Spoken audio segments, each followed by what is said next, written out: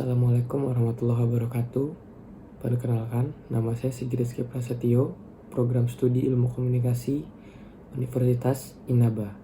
Di sini saya ingin menjawab ujian akhir semester mata kuliah Komunikasi Organisasi. Yang pertama, gaya kepemimpinan. Jawabannya, Mr. X selaku manajer utama perusahaan memiliki gaya kepemimpinan yang otoriter, dominan, di mana ia cenderung lebih suka mengambil keputusan dengan tidak melibatkan timnya. Ia juga menjalani perusahaan dengan putusan yang sudah tidak lagi sesuai dengan visi misi perusahaan.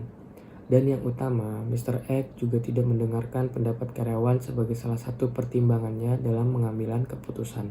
Yang kedua, kelebihan dan kekurangan gaya kepemimpinan.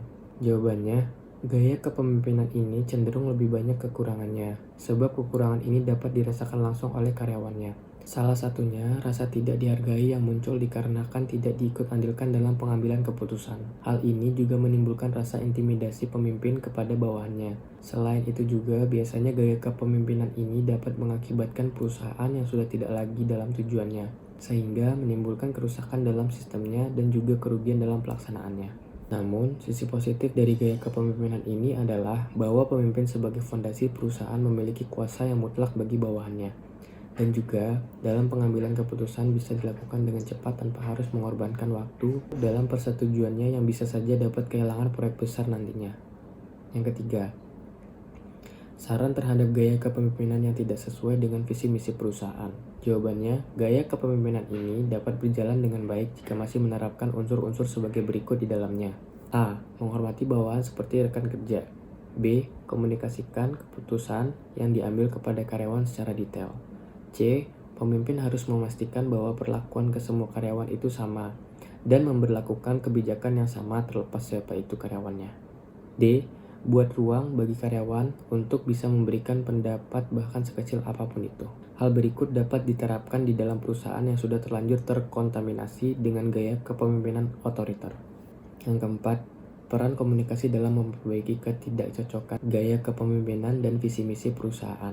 Jawabannya, di dalam perusahaan, keberhasilan tim kerja sangat ditentukan oleh pola komunikasi yang terbentuk antara pemimpin dan para anggota timnya. Komunikasi yang efektif dapat menyampaikan sebuah informasi penting yang harus diketahui oleh semua anggota tim.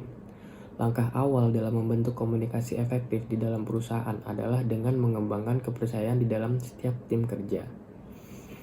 Dengan komunikasi yang lebih terbuka, maka setiap anggota tim akan menjunjung tinggi kejujuran. Kejujuran inilah yang dapat meningkatkan integritas, baik personal maupun kelompok.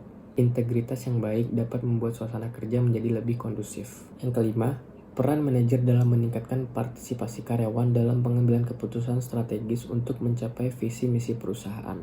Jawabannya, adapun yang dapat dilakukan oleh manajer selaku pemimpin untuk meningkatkan partisipasi karyawan antara lain: A. Membangun kepercayaan antar staf, di mana hal ini dapat dilakukan dengan menjaga komunikasi yang baik antar karyawan. B. Manajer harus bisa menjadi penengah dan pemecah masalah perusahaan agar karyawan mendapatkan ketenangan dari runtutan masalah yang ada. C. Seorang manajer perlu memahami kembali perencanaan organisasi sehingga dapat menilai mana yang salah dan mana yang sudah benar.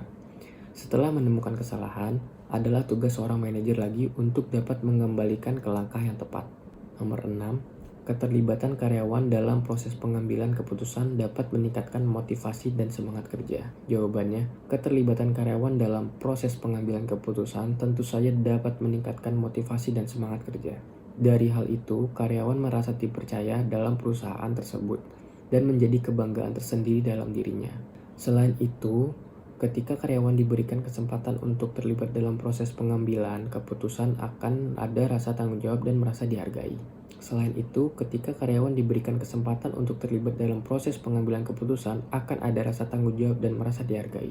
Sehingga partisipasi karyawan ini akan meningkatkan semangat dan secara tidak langsung akan menciptakan performa yang baik. Nomor 7. Peran manajer untuk menciptakan lingkungan kerja yang inovatif dan kolaboratif untuk mendukung visi perusahaan. Jawabannya, pemimpin terlibat dalam pengambilan keputusan strategis, menghadapi ketidakpastian, dan mendorong inovasi. Mereka menciptakan lingkungan di mana ide-ide baru dipelopori dan diimplementasikan.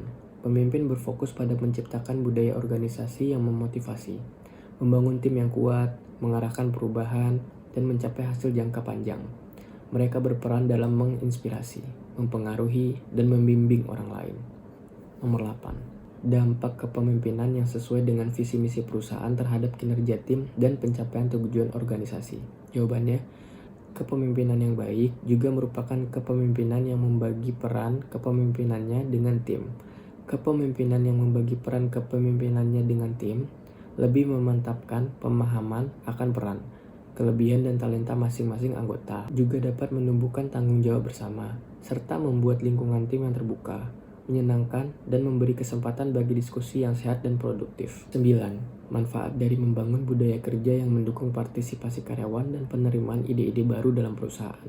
Jawabannya, manfaat dari membangun budaya kerja yang baik antara lain: A. Meningkatkan kinerja karyawan dan memotivasi karyawan untuk bekerja dengan lebih baik untuk mencapai tujuan organisasi. B. Dapat memenangkan hati karyawan untuk bertahan di perusahaannya. C. Timbulnya rasa saling menghargai dan rasa kepedulian antar karyawan dan juga pemimpin. Nomor 10. Cara mengidentifikasi dan memahami visi misi perusahaan serta pentingnya mengintegrasikan nilai-nilai tersebut dalam gaya kepemimpinan. Jawabannya, pemimpin yang berbasis nilai menjadi inspirasi bagi para pengikutnya untuk tetap loyal dan berkomitmen dalam melaksanakan tanggung jawabnya.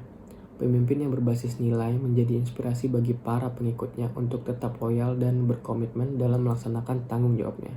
Namun terkadang, value-based leadership dapat tidak berjalan sesuai ekspektasi, baik itu akibat persepsi negatif atau kekurangan dari penerapan gaya kepemimpinan tersebut.